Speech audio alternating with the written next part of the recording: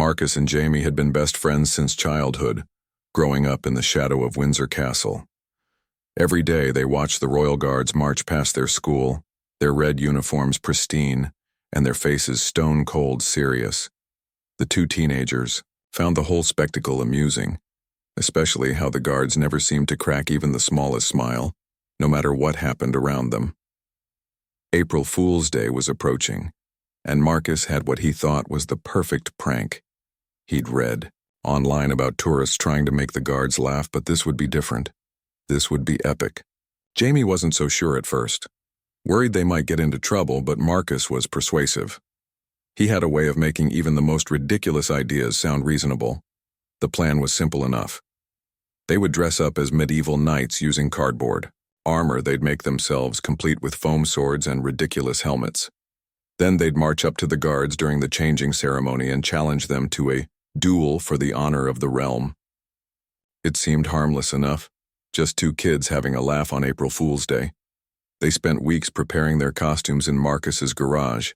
His father helped them cut cardboard and paint it silver, while his mother donated old curtains for capes. Jamie's artistic skills came in handy as he painted elaborate coats of arms on their makeshift shields. They practiced their medieval speech, watched YouTube videos of knights, and even choreographed a silly sword fight routine.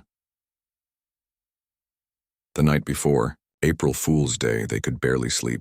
Marcus kept texting Jamie ideas for what they'd say to the guards, each message more ridiculous than the last. "Halt, ye crimson warriors, we challenge thee to combat," was his favorite line. Jamie suggested they should bow dramatically before speaking, really selling the whole medieval act. On the morning of April 1st, they met at Marcus's house at dawn. The changing of the guard ceremony happened at 11 a.m., and they wanted to scout the area first. They put on their costumes, took selfies, and posted them on social media with captions about their epic April Fool's prank. Their classmates loved it, sharing and commenting with laughing emojis and fire symbols.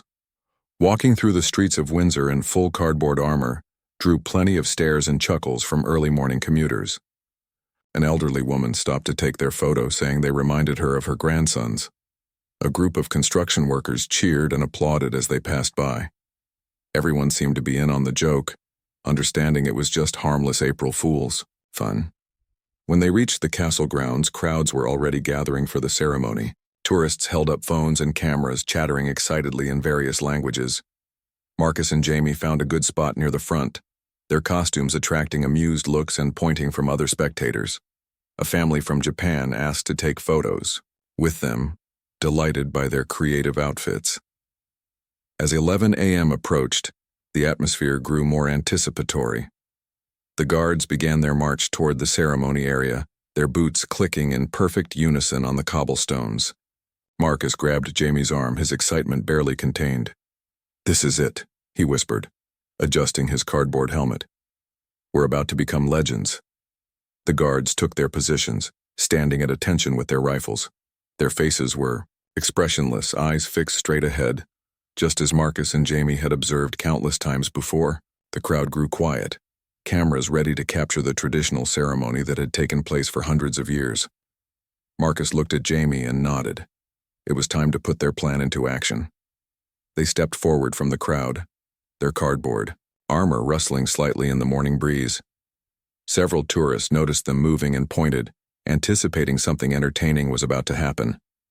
This was their moment, their chance to pull off what they believed would be the greatest April Fool's prank in Windsor's history. Marcus took a deep breath and stepped into the ceremonial area, his foam sword raised high above his head. Jamie followed reluctantly, still having second thoughts but not wanting to abandon his best friend.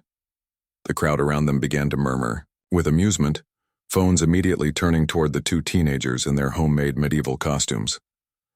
"Halt, noble guardsman of Her Majesty," Marcus called out in his practiced medieval voice, trying to project his words across the courtyard. "I, Sir Marcus the Brave, challenge thee to honorable combat for the glory of this ancient realm." He struck what he hoped was a heroic pose, his cardboard breastplate catching the morning sunlight. The guards remained perfectly still, their training evident in their complete lack of reaction. Not even an eyebrow twitched as Marcus continued his performance. Jamie, feeling more confident now that they had the crowd's attention, stepped forward with his own declaration. "And I, Sir Jamie the Bold, shall stand as witness to this noble duel." Tourists began laughing and recording, delighted by the unexpected entertainment. A group of American visitors started cheering, shouting encouragements like, "Go get 'em, knights, and show those guards what you've got." The atmosphere was festive and light, exactly what Marcus and Jamie had hoped for.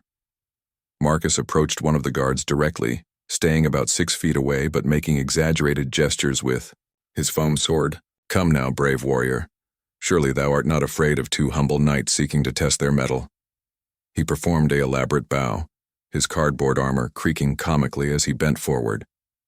The guard remained statue still, staring straight ahead as if nothing unusual was happening. This was exactly the reaction Marcus had expected. He knew the guards were trained never to break character during ceremonies. What he didn't know was that behind those stoic faces, the guards were evaluating the situation according to strict security protocols. Jamie began the choreographed sword fight they'd practiced, swinging his foam weapon in slow, theatrical movements, while Marcus pretended to parry and counterattack. The crowd loved it, with children pointing excitedly and adults chuckling at the teenagers' commitment to their roles. Several people shouted, "April Fools," recognizing the date and the nature of their prank. For about 3 minutes, everything went according to plan. Marcus and Jamie performed their silly medieval combat dance, the tourists enjoyed the show, and the guards maintained their professional composure. It seemed like the perfect, harmless prank, entertaining for everyone, involved and completely innocent. But then Marcus decided to escalate the performance. Emboldened by the crowd's positive reaction and the guard's apparent indifference, he stepped closer to one particular guard. This guard was younger than the others, probably close to Marcus and Jamie's age, which somehow made him seem less intimidating to the teenagers. "Surely a warrior of thy skill would not refuse such a simple challenge," Marcus said, now standing just 3 feet from the guard. He gently tapped the guard's rifle with his foam sword. Barely any pressure at all, just enough to make contact. In Marcus's mind, this was the perfect escalation of their joke, the moment that would make their prank truly memorable. The reaction was immediate and not at all what Marcus expected. The young guard's eyes snapped down to look at Marcus for the first time, and there was nothing amused in his expression. 2 other guards also moved, subtle shifts in their positions that Marcus didn't immediately notice but that trained observers in the crowd certainly did. Jamie noticed the change in atmosphere right away. The laughter around them seemed to die down slightly, and he could see some tourists lowering their phones with uncertain expressions. Something had shifted, though he couldn't quite put his finger on what. The playful mood of moments before was rapidly evaporating. Marcus, however, was still caught up in his performance. He raised his foam sword again, preparing for another gentle tap, completely unaware that his harmless April Fool's joke had just crossed a line he didn't even know existed. The crowd held its breath, sensing that what had started as innocent fun was about to become something much more serious. The moment Marcus's foam sword made contact with the guard's rifle a second time, everything changed. What had been a light-hearted April Fool's prank suddenly became a security incident. The young guard didn't break his stance, but his voice was clear and authoritative when he spoke for the first time during the ceremony. "Step back immediately and lower your weapon," the guard commanded, his words cutting through the morning air like a blade. The formal medieval tone Marcus had been using seemed childish and inappropriate now, faced with the guard's serious military bearing. Marcus froze, his foam sword still raised in the air. The crowd around them had gone completely silent. Phones, still recording, but the mood had shifted from amusement to tension. Jamie grabbed Marcus's arm, trying to pull him back, suddenly very aware that they were no longer in control of the situation. "It's just a prank," Marcus stammered, his medieval accent completely forgotten. "It's April Fool's Day. We're just having fun." But even as he said it, he could see in the guards' eyes that their fun was over. This wasn't a game anymore. 2 additional guards moved smoothly into position, forming a triangle around the teenagers.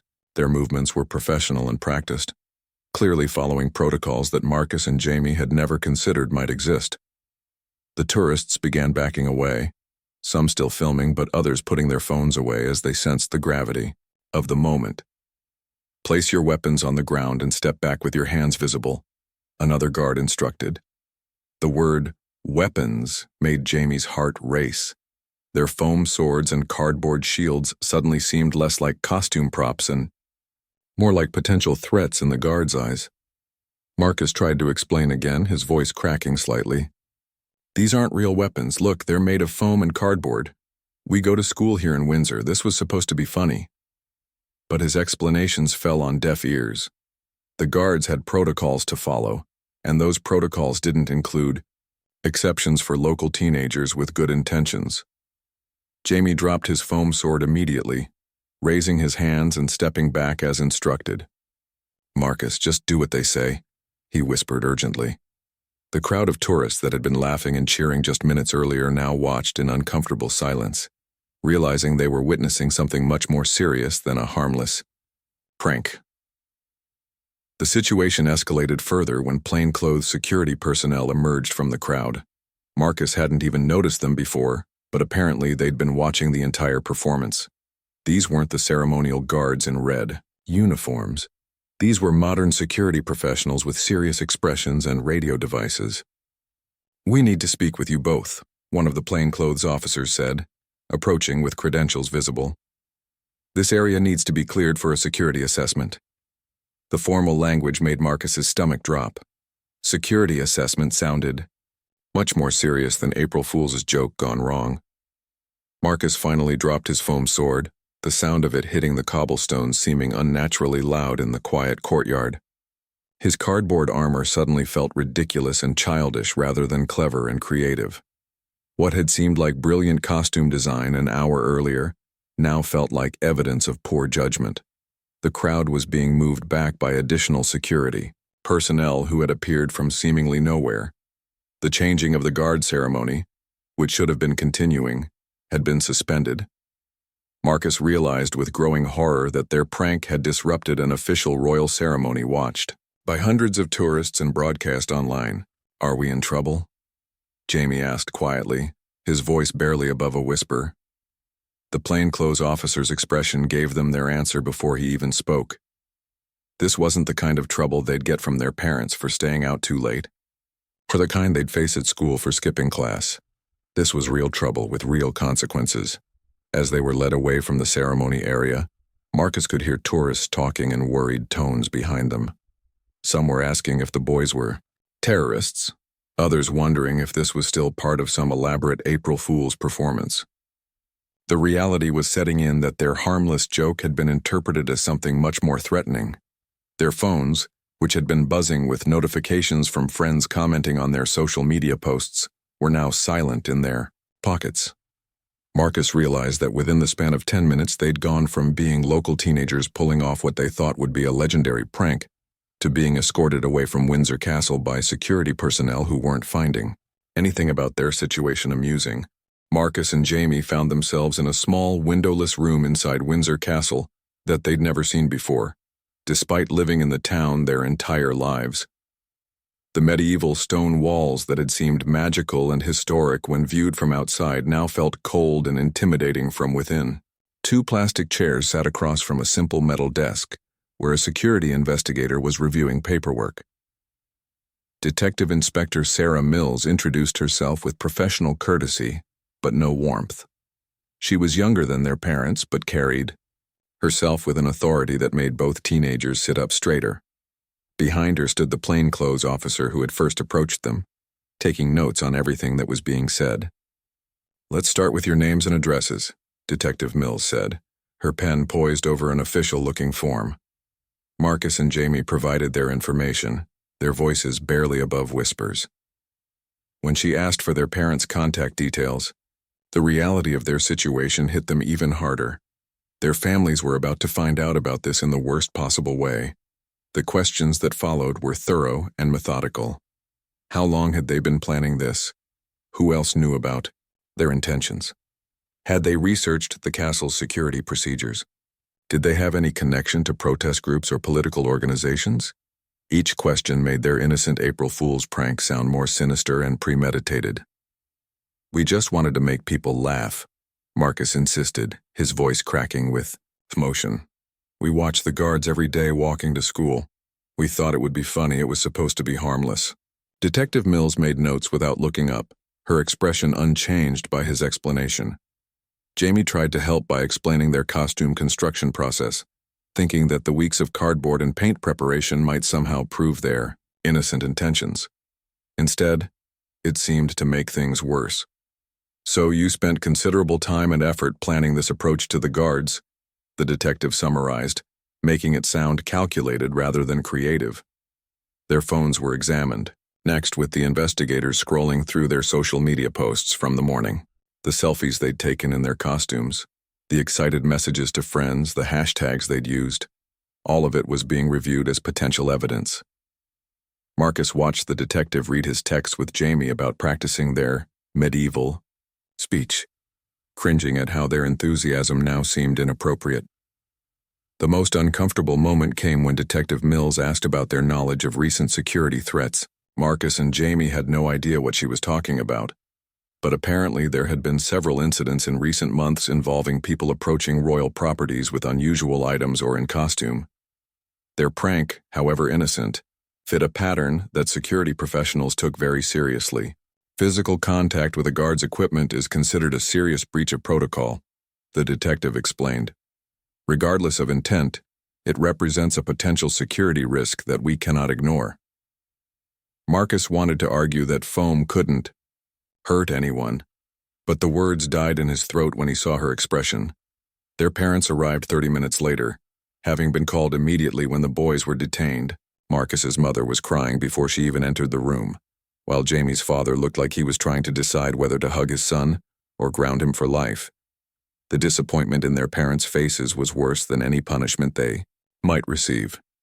The conversation that followed included discussions of potential charges that made everyone in the room uncomfortable. Words like breach of peace, disruption of official proceedings, and security violations were mentioned. Their parents asked questions about lawyers and juvenile court procedures that Marcus and Jamie had never imagined they'd need to know. Detective Mills explained that while their ages and obvious lack of malicious intent would be taken into consideration, the security breach couldn't be ignored entirely. There would be consequences, though she couldn't specify exactly what those might be until the investigation was complete and all relevant authorities had been consulted. The irony wasn't lost on anyone in the room that what had started as an attempt to bring humor and joy to a formal ceremony had resulted in the most serious trouble either teenager had ever faced. Their April Fool's joke had become a case study in how quickly harmless fun could cross lines they didn't even know existed. As they waited for the next phase of the investigation, Marcus stared at his hands, still faintly silver from the spray, paint they'd used on their cardboard armor. The costume pieces had been confiscated as evidence, and he wondered if they'd ever get them back, and whether he'd even want them after everything that had happened. The news of Marcus and Jamie's detention spread through their school faster than wildfire. By the time they were released later that afternoon, their classmates had already seen the story on local news websites and social media. What their friends had initially celebrated as a brilliant April Fool's prank was now being discussed in much more serious terms. Their headmaster, Mr. Richardson, called them to his office the following Monday morning. The school had received calls from parents concerned about the judgment of students who would attempt such a stunt. Some families worried about the school's supervision and guidance of its pupils, questioning whether Marcus and Jamie's actions reflected broader problems with discipline and respect for authority.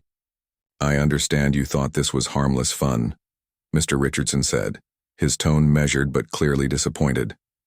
"However, your actions have brought unwanted attention to our school and raised serious questions about the judgment we're fostering in our students."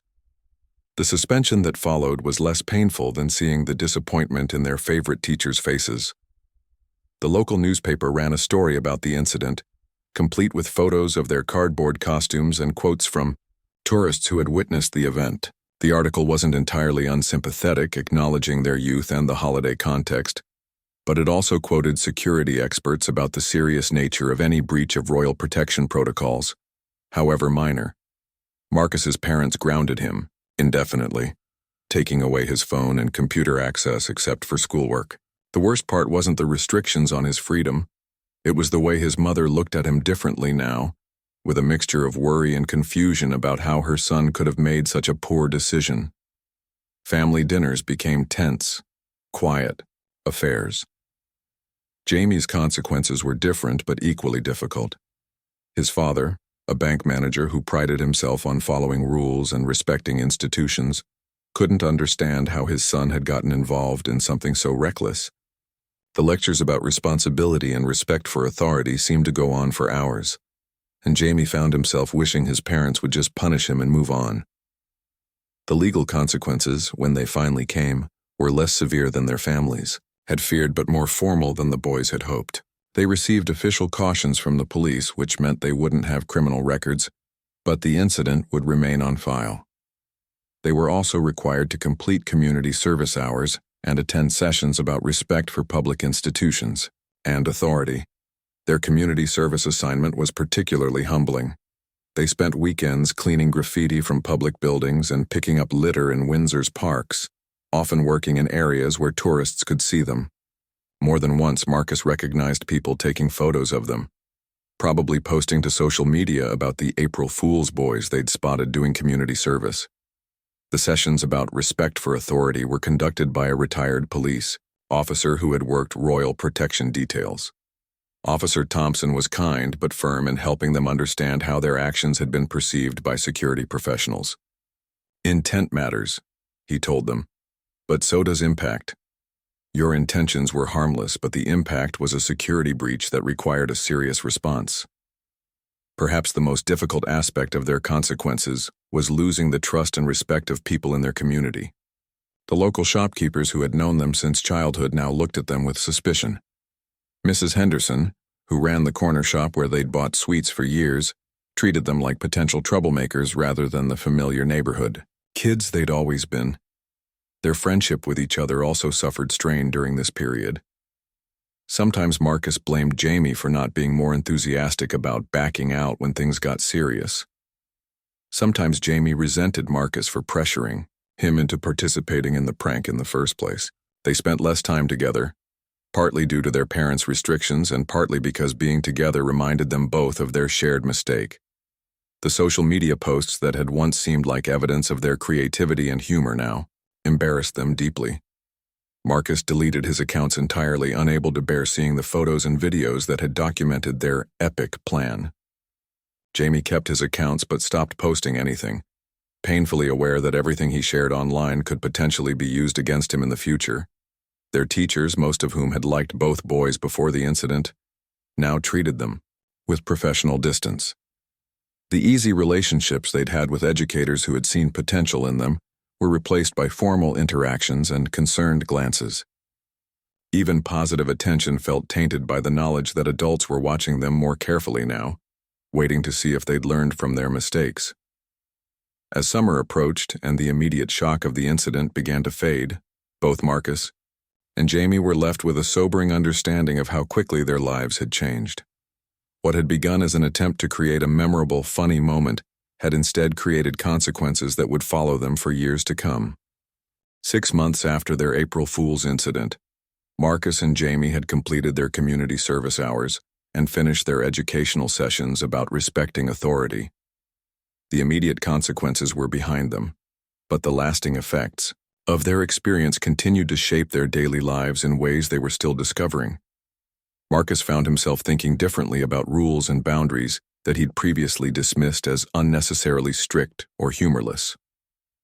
When friends at school proposed pranks or risky adventures, he was the one asking questions about potential consequences that hadn't occurred to them. His reputation shifted from being the friend who always had crazy ideas to being the one who made others think twice about their plans. Jamie developed a deeper appreciation for the people whose jobs involved protecting others, even when that protection might seem excessive or unnecessary. During a family visit to London, he watched police officers and security guards with new eyes, understanding that their vigilance and seriousness served purposes that went beyond what casual observers might realize. Their relationship with each Others slowly healed as they recognized that both of them had made the same mistake together, rather than one leading the other astray. They spent time talking through what had happened, trying to understand not just where they'd gone wrong, but why they'd been so confident that their plan was harmless when it clearly hadn't been. The most surprising development came during their final community service session. Officer Thompson, who had been conducting their educational program, offered them an opportunity to speak to other young people about their experience. A youth group in a neighboring town was discussing decision-making and peer pressure, and their story had been suggested as a real-world example. Initially, both boys were reluctant to speak publicly about their mistake. The embarrassment was still fresh, and they worried about being seen as troublemakers or examples of what not to do. But as they thought about it more, they realized that sharing their experience might help other teenagers avoid similar situations. Their first presentation was awkward and uncomfortable, but the questions from the youth group were thoughtful and genuine. Other teenagers wanted to know how they'd convinced themselves their plan was safe, how their parents had reacted, and what they'd learned about thinking through consequences before acting. The discussion that followed was more honest and productive than either Marcus or Jamie had expected. Word of their presentation spread, and they began receiving invitations from schools and youth organizations throughout the region. Their story resonated with teenagers who recognized their own tendency to get caught up in exciting ideas without fully considering potential outcomes. Parents and teachers appreciated hearing from peers rather than authority figures about the importance of thoughtful decision-making. Marcus discovered that he enjoyed public speaking more than he'd ever imagined. He found ways to tell their story that acknowledged their mistake without dwelling on shame or regret, instead focusing on the valuable lessons they'd learned. He began thinking about careers that might involve education or youth work, interests that had never occurred to him before their incident. Jamie became fascinated by security work and the complex considerations involved in protecting people and institutions. He started researching careers in law enforcement and security services, driven by a newfound respect for the professionals who had treated him firmly but fairly during their investigation. His parents were surprised but supportive of this unexpected interest. Their teachers at school gradually began treating them more normally again, though several commented on the maturity and thoughtfulness they'd developed since the April Fool's incident. Their grades improved as they became more focused and deliberate about their academic work, applying the same careful consideration to their studies that they now brought to other aspects of their lives. The tourists who had witnessed their prank became part of an unexpected positive legacy. Several visitors to Windsor who had seen news coverage of the incident made donations to youth programs in the area, inspired by stories of how Marcus and Jamie were working to learn from their mistake and help others avoid similar situations. As they approached their final year of secondary school, both boys reflected on how dramatically their perspectives had changed. The incident that had seemed like the end of the world when it happened had ultimately become a catalyst for personal growth and new opportunities they never could have imagined. Their April Fool's joke had taught them that actions have consequences, far beyond what can be anticipated, that good intentions don't automatically ensure good outcomes, and that real maturity involves thinking carefully about the impact of their choices on others. These weren't lessons they'd wanted to learn the hard way, but they'd proven to be among the most valuable education either of them had ever received.